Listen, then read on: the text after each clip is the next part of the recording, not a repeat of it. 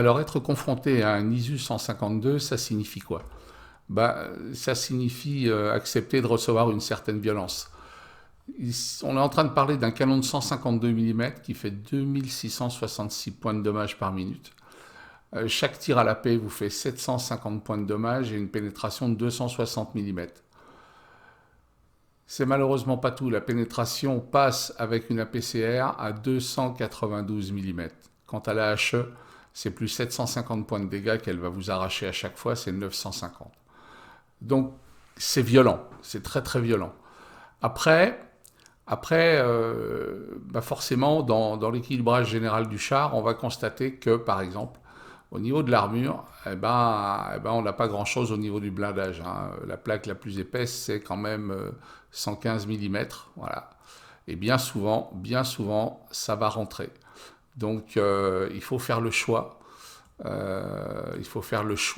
Parfois de prendre des dégâts pour sortir un adversaire. Donc, on ne peut même pas compter sur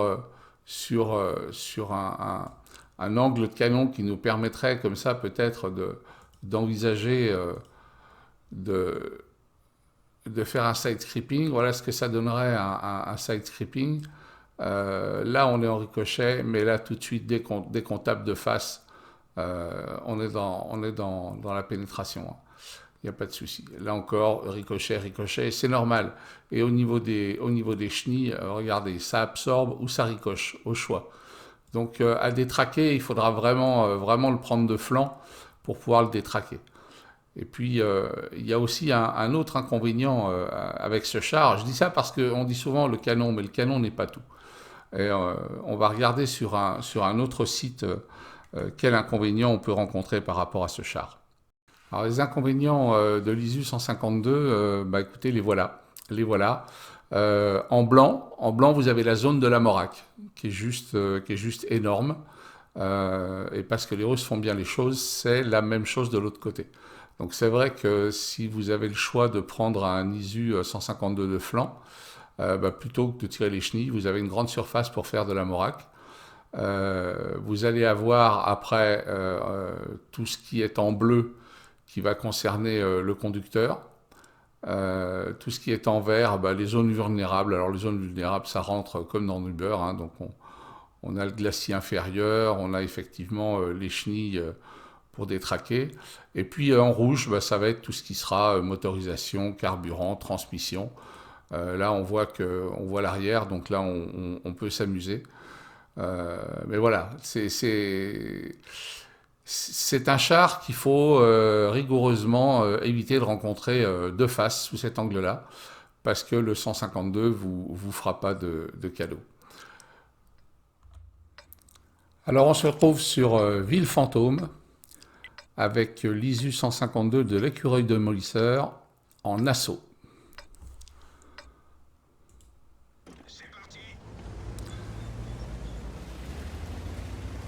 De façon un peu classique pour les TD. L'écureuil part sur la droite de la map et il va sans doute jouer sur les bords de map avec son ISU 152. Vous voyez l'animal et son gros canon.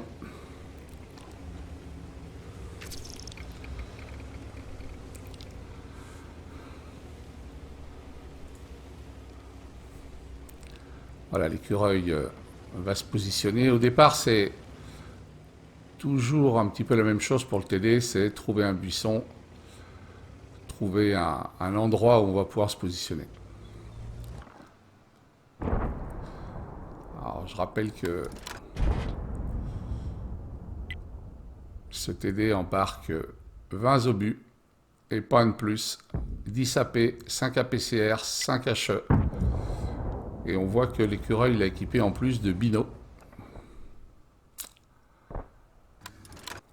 Il cherche à soutenir ses lourds.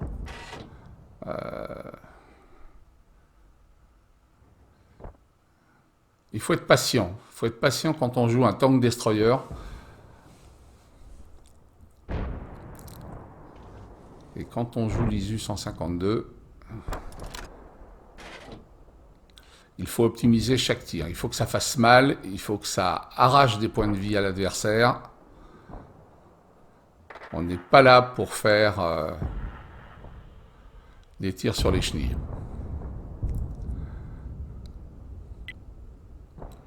On voit que son équipe s'est répartie sur les 3 axes de défense. Et pour une fois, personne ne rush à la conquête de l'adversaire.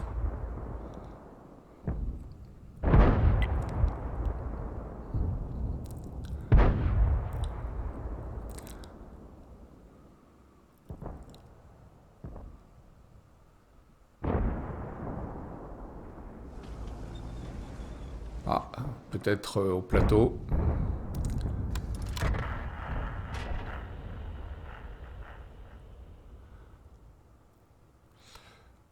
Oh, il y a une poussée massive de l'adversaire sur la ville. Mais vraiment une poussée massive. Hein.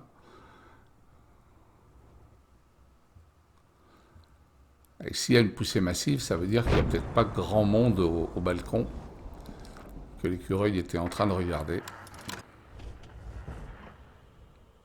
Ah, peut-être une première victime. Voilà, on en parlait, c'est fait. Par contre, il a été spoté, c'est normal.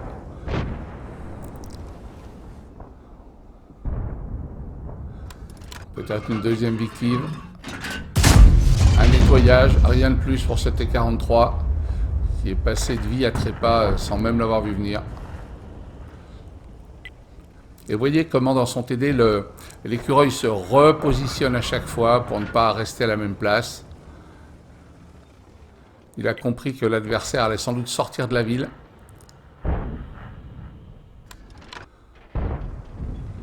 Pour essayer de traquer...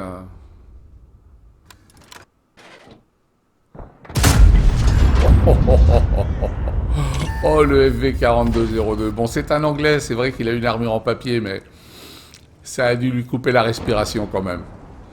Clairement. Déjà 3 kills pour l'écureuil. 3 kills déjà.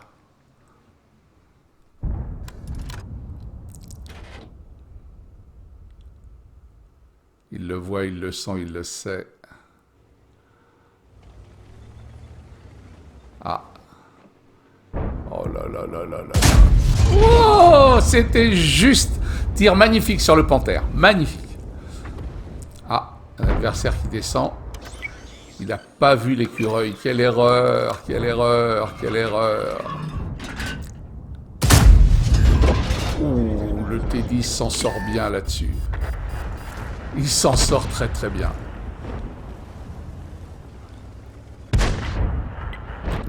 Bon, on est quand même sur un tiers 9, hein, c'est-à-dire un tiers de plus que l'écureuil. Il va être au charbon, là, Scorpion. Scorpion, 817. 817. Énorme.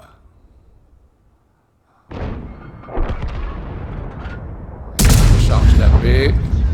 664 sur le T10. Un tiers 9, je le rappelle. Ça fait des gros trous de 152 mm. Et il est toujours à la paix, hein. Toujours à la paix.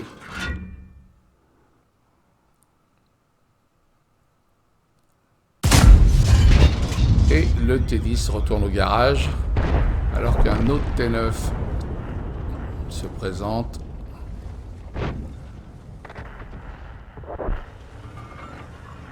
Mais l'écureuil va faire le choix de cible peut-être un peu plus friable ou pas.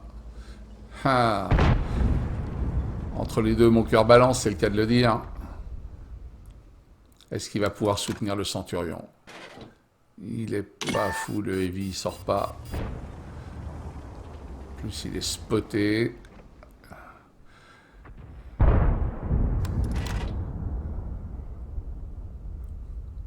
Ah, ils ne sont plus que 2 de son équipe à être en vie. Il doit absolument soutenir ce Centurion. Ah là là là, et le Heavy sait que l'ISU 152 est là. Aïe aïe aïe, l'écureuil est tout seul. Tout seul. Oh, 738 sur le type 4. Alors que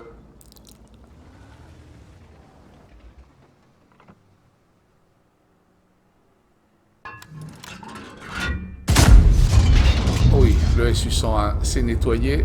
Est-ce que l'écureuil va avoir le temps de recharger pour résister au léopard et peut-être sortir le léopard? Ah, c'est le genre de situation qu'on n'aime pas. Ah, terrible erreur du léopard. Face au canon, on l'a vu dans la présentation, ça ne pardonne pas. Encore un TD qui vient essayer de sortir l'écureuil. L'arty qui s'y met. Quelle anticipation, quel jeu, quel jeu! Ah, le type 4 Heavy, peut-être que... Oui, le type 4 Heavy est sorti. C'est un 1 contre 2 maintenant. Oh là là, à tout moment il peut sortir. Il lui reste 11 points de vie. Oh là là là là là là là là. Que c'est dur, que c'est dur. Mais quelle partie de l'écureuil! Quelle partie! Il y a vraiment des matchs qui nous apprennent beaucoup de choses. Bravo en tout cas, on va regarder un peu plus en détail la carte de score. Alors cette carte de score, eh ben d'abord, mine de rien, il a une marque Ace Tanker, il a coup de poing, dueliste, mise en feu, 47 853 de gains. La médaille de Radley, il a une médaille de sniper et puis il a la médaille Top Gun. Et voilà les scores, le T10 éliminé, le type 4 Heavy éliminé, le SU-101 éliminé, le Panther éliminé, le Léopard éliminé, le T-43 éliminé, le FV-4202 éliminé et l'UDS-16 éliminé. Ça a été une partie remarquable, remarquable. Alors si vous aussi, vous avez des rivets qui vous ont enthousiasmé de vos parties, eh ben vous nous les envoyez. Et puis on va regarder tout ça ensemble, on va le décrypter comme on vient de le faire pour l'écureuil démolisseur du clan LNB.